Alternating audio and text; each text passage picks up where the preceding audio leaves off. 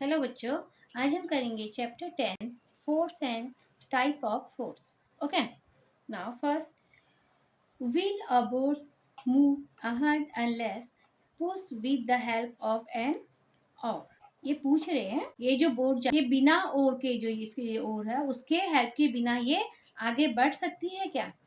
बढ़ सकती है? नहीं बढ़ सकती है ना। इसको भी एक फोर्स अप्लाई करना पड़ता है।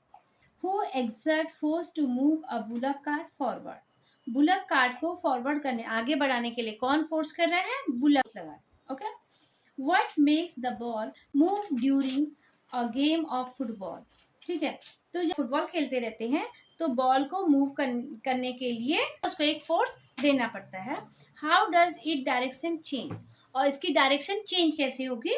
जब कोई दूसरा उसमें क्या करेगा? दूसरी साइड से फोर्स को अप्लाई करेगा। Okay, will the wheel go forward if it is not pushed with the stick? अगर इस व्हील में स्टिक के थ्रू अगर फोर्स को अप्लाई नहीं किया जाएगा, पुश नहीं किया जाएगा, तो क्या ये व्हील आगे को बढ़ेगी? नहीं बढ़ेगी, है ना।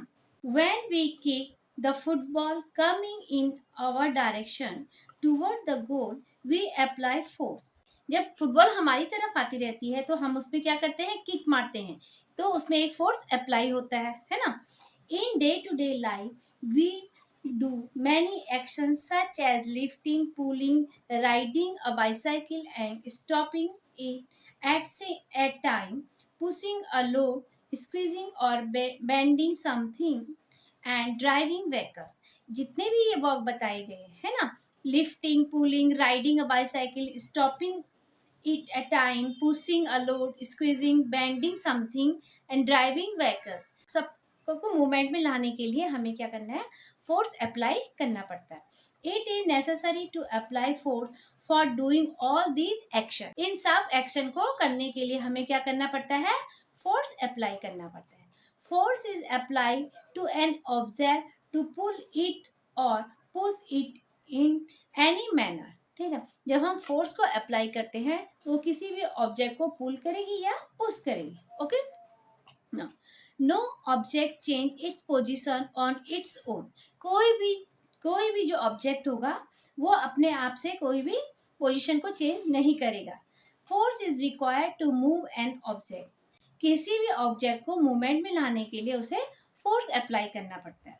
Force is used to change the direction of an object in motion और टू स्टॉप इट। किसी भी ऑब्जेक्ट को मोशन में लाने के लिए हमें क्या करना पड़ता है? फोर्स को अप्लाई करना पड़ता है।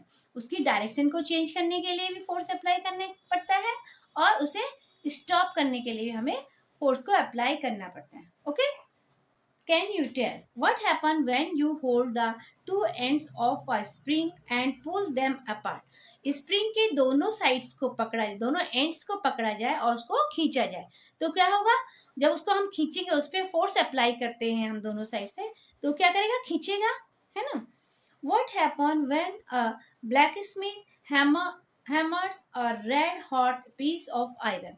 एक ब्लैक स्मिथ अगर किसी गर्म लोहे के पीस में हैमर करता है, हैमरिंग करेगा, तो क्या होगा? आयरन का जो पीस है उसको जिस शेप में भी उसको चाहिए वो उस शेप में उसे कर सकता है।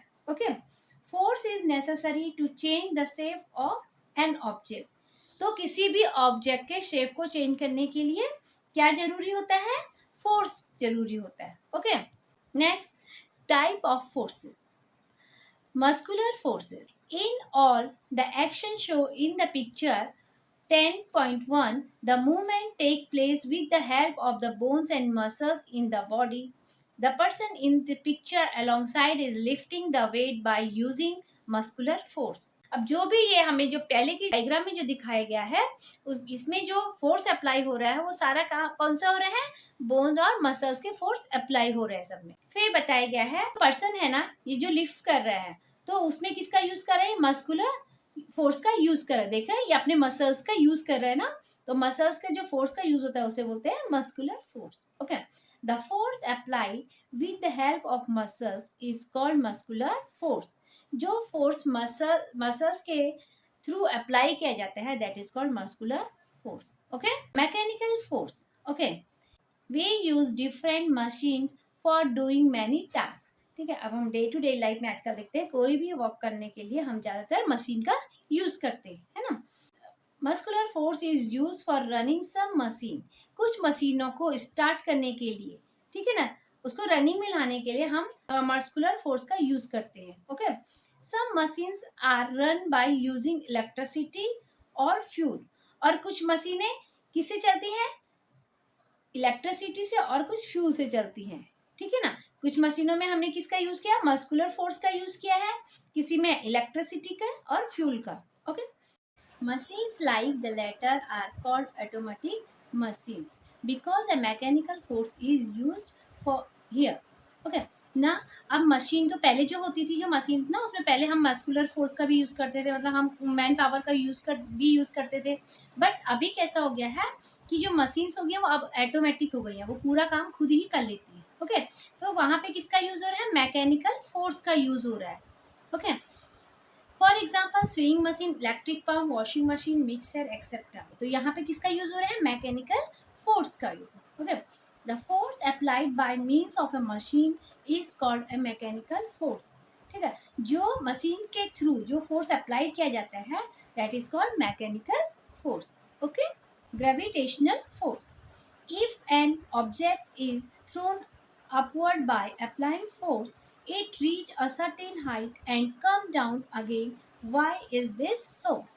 ठीक है, तो इसमें क्या बताया गया है कि अगर हम किसी भी चीज को एक फोर्स के, एक जोर लगा के, मतलब एक फोर्स के थ्रू फोर्स अप्लाई करके हम उसको ऊपर की ओर उसे उछालते हैं, ठीक है ना, उसे जब ऊपर की ओर फेंकते हैं, it reach a certain height, ये एक हाइट पे पहुंच के और फिर वहां से नीचे आ जाता है। वाई इज दिस सो, ये ऐसा क्यों होता है कि वो नीचे क्यों आता है, ऊपर क्यों नहीं जाता है। Okay, why do fruits on tree fall on the ground, क्यों जो ट्री के फ्रूट्स हैं वो नीचे ही ग्राउंड में गिरते हैं।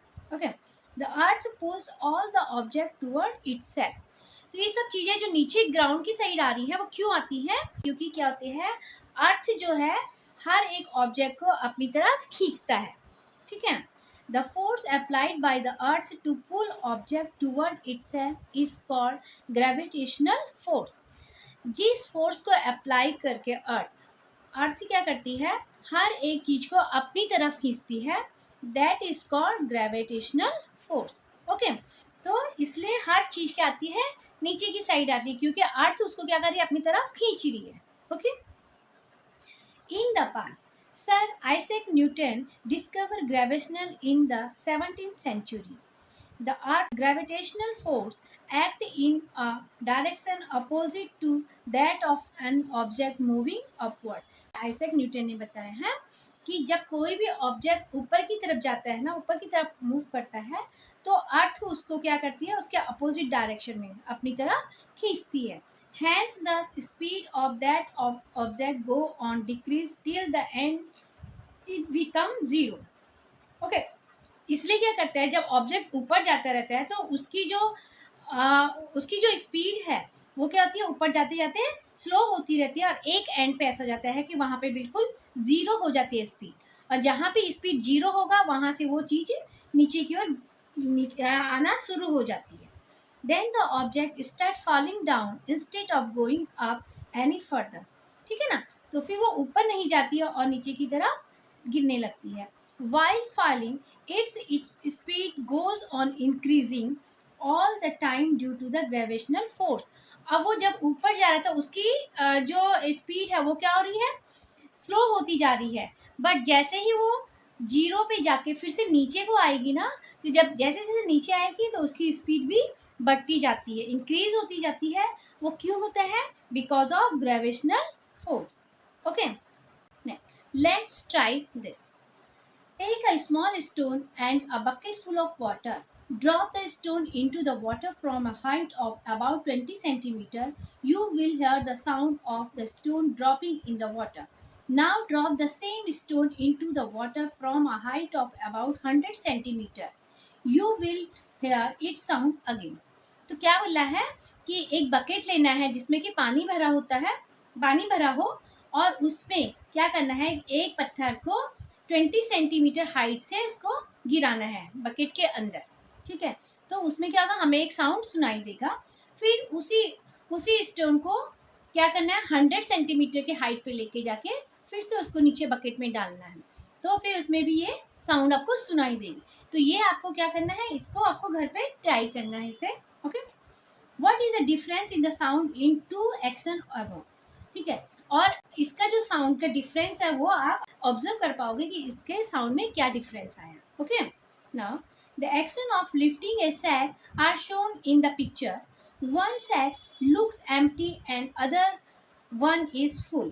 What difference do you notice in the way the two sacks are lifted? ठीक है, अब एक ने क्या किया है, एम्प्टी सैक को उठाया हुआ है और दूसरे ने फुल है, ठीक है ना। तो इन दोनों में हमें क्या डिफरेंस नजर आ रहा है कि जिसने एम्प्टी सैक को लिया हुआ है, ठीक है ना, तो वो क्या है, स्ट्रेट है, खड़ा हो रखा, ठीक है ना, जो उसका स्टैंडिंग है वो स्ट्रेट है, और जो जो फुल है, जो सैक फुल है, वो क्या हुआ है, वो पर्सन क्या है, बैंड हो रखा है। तो ये क्यों हुआ, the gravitational force on the empty sack is less, that is to say its weight less. तो जो एम्प्टी सैक है उसमें क्या ग्रेविटेशनल फोर्स भी क्या लगा है, कम लगा है, बहुत कम लग गया है, जिससे कि उसका कुछ वेट ही नहीं आ रहा है। The gravitational force on the bigger sack is greater, जितना जो चीज भारी होगा, ठीक है, जितना जो वेट वाला होगा उसमें ग्रेविटेशनल फोर्स भी ज्यादा लगेगा। मतलब ये हमको जो अर्थ है वो क्या करेगा, हमारे उसका जो फोर्स रहेगा वो ज्यादा लगेगा, वो अपनी तरफ खींचेगा ना। अब वो अपनी तरफ खींचेगा तो हमें इसका वेट कितना, उतना ज्यादा लगेगा। In other word the bag weight more, इसमें क्या पता लग रहा है कि इस बैग का वेट ज्यादा है, क्योंकि इसमें ग्रेविटेशनल फोर्स ज्यादा लग रही है और इसमें ग्रेविटेशनल फोर्स बिल्कुल कम लग रही है। तो greater force must be applied to lift a greater weight, जितना ज्यादा वेट होगा उतना ज्यादा हमें ग्रेविटेशनल फोर्स लगेगा। ओके, तो जब ये चीज यहाँ से खींचेगी तो हमें तो वेट लगेगा ना, ठीक है। Next, two way an object it is hung from the hook of a spring balance. देखो एक किसी चीज का वेट करने के लिए हम क्या करते हैं, उसको हुक में क्या कर लेते हैं, हंग कर लेते हैं, ठीक है ना। The suspended object is pulled down word by the force of the gravity. अब जो हमने लटकाया है ना, जो हमने हैंग किया है जो ऑब्जेक्ट को, वो क्या करेगा, नीचे की तरफ जाता रहेगा उस साइड।